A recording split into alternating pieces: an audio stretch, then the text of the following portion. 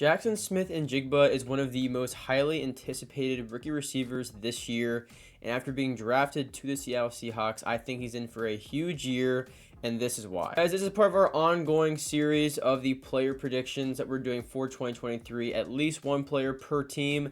Now, starting tomorrow, I'll be doing 2 videos a day until the series is over, so for 5 days, I'm going to get 2 players out each day. So I can't remember exactly what all the players we still have to go over, but I know we're talking about Justin Jefferson, Trevor Lawrence, Justin Herbert, Jalen Ramsey, I think. So there's some other players out there we got to talk about. And then once we finish that up here in the next 5 days, team predictions are dropping, going more in depth over the entire team and talking about schedule, offense, defense, coaching, all that kind of stuff. But for this video, like I said to start, Jaxon Smith-Njigba is one of the most exciting prospects in the entire draft, in my opinion. Obviously, stat-wise, we have nothing to go off in the NFL, and even from this past year, he missed pretty much the entire season because of injury.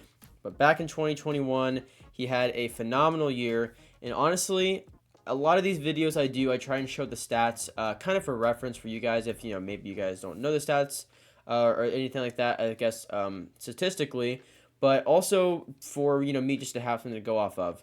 Now, it's interesting, though, because for Jaxon Smith-Njigba, and I'm just going to say JSN, the rest of the video, so I'm going to keep saying his name because it's so long, but for JSN, you don't really need this, at least for what I'm going over today, because, yeah, these stats are great, and it does show that he could obviously perform at the highest level at the previous level, but in the NFL, there is a reason that he was taken so high with not a whole lot to go off of the previous year, because he is such a good wide receiver prospect. His route running, his shiftiness is just off the charts.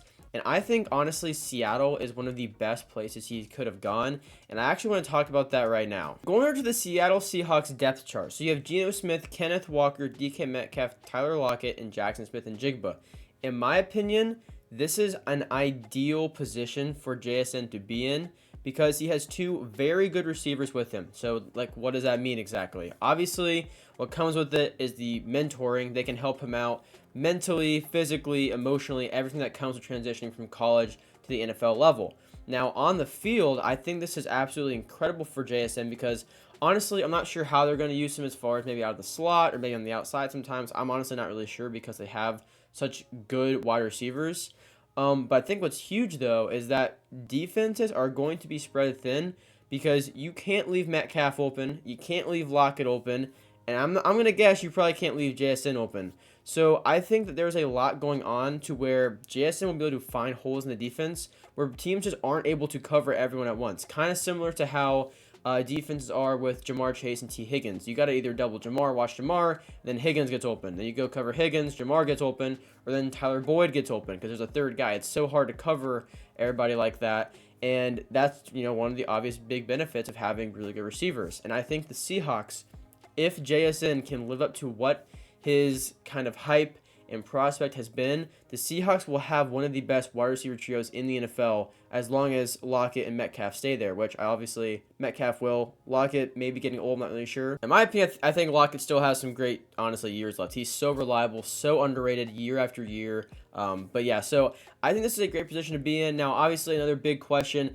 is Geno Smith. He had a great year last year. Something that's kind of tough to rank him going to this year is, can he do the same thing? Because we don't have a lot of Geno Smith highlights and experience in the NFL to look at and be like, oh, he can definitely build off that, because last year was a shock. The Seahawks as a whole were a massive shocker. I think a lot of teams, or not teams, I think a lot of people thought they would be probably toward the bottom of the league. Not very bottom, but not very good. But then all of a sudden you find these studs like Tyreek Woolen in the draft, Kobe Bryant, the other corner, who's also very, very good out of the draft. Charles Cross turned out to be pretty good as the season went on. Kenneth Walker, obviously. So that draft class for the Seahawks was huge because it's not very likely and not very, I would say, common where you draft 3 guys and all 3 can end up being like immediate impact, immediate starters the very next year. Usually it takes time or some people don't pan out. The Seahawks hit on basically all of their picks. And so now you got to think JSN, I'm going to say this too. I was really hoping as a Panthers fan that this guy would fall for some reason, the Panthers could trade up or something like that.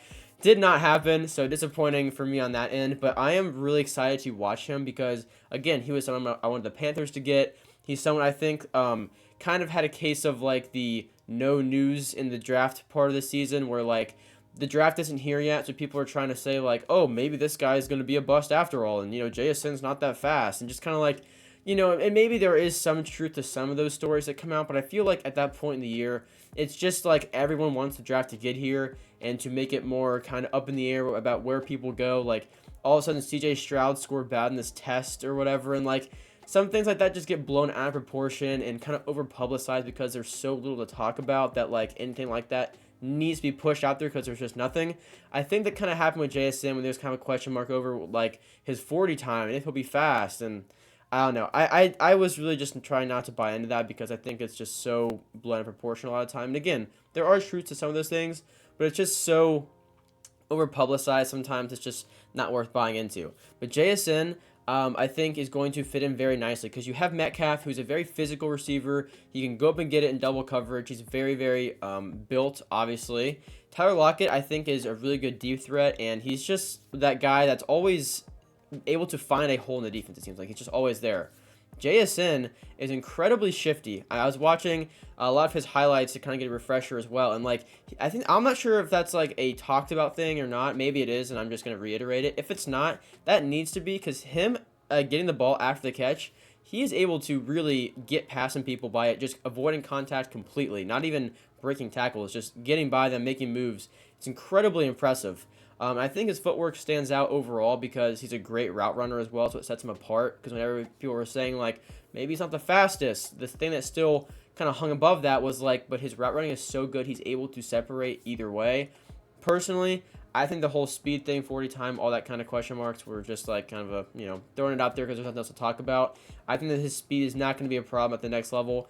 And that's the next thing I want to get into, is at the next level. What do we know so far about JSN? Obviously, training camp just started for most teams, so there isn't a whole lot of things being talked about. But everything I have read, everything I've heard, is that JSN has impressed the OTAs earlier this summer and now training camp. It seems like he is seriously going to be a big part of the offense. He's not going to be someone who shows some flashes. I think it's going to be immediate impact. I'm trying to find an example or think of an example, and like I wouldn't say Jamar Chase, like where he comes in and is instantly the best receiver and is this and this and this. I don't really think it'll go like that because I'm not sure if JSN will put everything together to be wide receiver one this year, but I think he's going to have a very big impact. And I would say honestly, for me, his ceiling this year is an impact similar to T. Higgins. I think where he's like, you can tell he could definitely probably be wide receiver one at the a different team or anything, but from what he can do on the team he's on, so the Seahawks for in JSN's case, he's going to produce a lot. The only question marks for me that stick out is like if that happens, or I guess not if that happens, in any sort of circumstance, what happens with Metcalf and Lockett and JSN? Because someone you would think is not going to get the ball as much, or it just kind of evens out because I feel like Metcalf got the ball more than Lockett, so maybe Metcalf's goes down, and then JSN's goes up, and then it's all kind of even. I don't really know. A lot of it's going to hinge on how that offense does operate with Geno Smith, because you also have Zach Charbonnet, who is second behind Kenneth Walker. You drafted him out of UCLA. He's supposed to split reps as well with Kenneth Walker, maybe catch a pass out of the backfield. So the Seahawks have no shortage of weapons. Like there are plenty of guys. And that's what I think is so telling how good JSN is. Like in this offense, seems like it's gonna be very, very good. As long as Geno doesn't take a step back, I'm not sure why he would. I don't think anything really changed for that to be the case. JSN being able to stick out in an offense with all of these weapons, I think, is quite telling. It's very, I don't even know the word other than telling, but it's just very kind of sticking out there as far as. In training camp already, he instantly gets out there and is kind of making the headlines. So, in my opinion, I think Jason's going to be the best rookie receiver in the league this year. I think Jordan Addison and Zay Flowers are going to be close seconds. I do think because the Ravens wide receivers are more questionable than the Seahawks, as in we don't know if Odell is going to be, a great Odell or not. We don't know the kind of impact Rashad Bateman's going to have this year. So I think Zay Flowers could honestly become wide receiver one instantly for the Ravens if he pops off. I don't see that for JSN just because of the competition he has with him. So that's one thing I'd say there between probably Zay Flowers and JSN, because Jordan Addison's not getting better than Justin Jefferson in my opinion. But I do think that that's probably the top three. And I think it'll be between Zay Flowers and JSN for who's the best rookie receiver this year. And honestly, I'm going to go with JSN. I think he's in a great situation. I think Geno Smith did great last year taking care of the ball, finding the open guys, being patient, and letting guys develop. I think that's all JSN needs is just some mentoring from the other guys. That's not a problem at all. I love the offense. I love the situation he's in. I really think this could be a big year for Jaxon Smith-Njigba. But guys, that is going to do it for the video. Make sure to subscribe to my channel if you guys are new around here for all kinds of NFL content. We do tier lists, which by the way, the support on my tier list ranking all 32 teams going this year is insane. It's like almost 3,000 views, and it's just really cool to see that. So obviously, I will keep doing the tier list because you guys really seem to like them. I have one currently up right now, but I'm not going to lie. I think I kind of messed up with the way I did that video, so I might delete that and then re-upload it. So if you guys see that, that's why. But other than that, make sure you subscribe to the channel for all kinds of NFL news throughout the year, week picks throughout the year, tier list videos, do some quiz videos every once in a while just for fun. I also do Madden videos, but again, that's not starting back up until August 15th when Madden 24 drops, but you can guarantee it. When that drops, I'll be back doing that and NFL. It's going to be a big fall. I'm really excited for it, and, a lot of content to go over. So thank you guys for watching. I do really appreciate it, and I'll see you guys in the next one. Peace out.